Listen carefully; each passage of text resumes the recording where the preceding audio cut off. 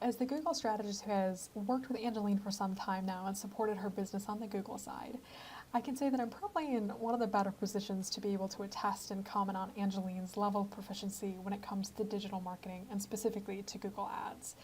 And I can say without a doubt that Angeline is probably even a little more savvy than myself when it comes to Google Ads, and that is very high praise coming from me. The thing that I think has always inspired me about Angeline is her deep level of curiosity. Google Ads is a platform that is always changing and evolving and pushing the boundaries of digital advertising.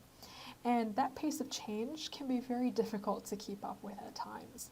But I found that Angeline, even though she's worked in Google Ads for over 18 years now and understands the platform, in and out as it stands, that she will always come to every single meeting that we have with new questions about, new tools and features that we're launching, even before I mention these things.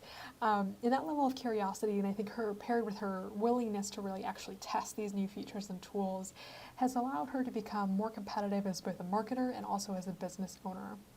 The other thing that's really inspired me about Angeline is the fact that she's really leaned into Google Ads as a way to drive growth for her business and to scale it to become one of the best in the industry.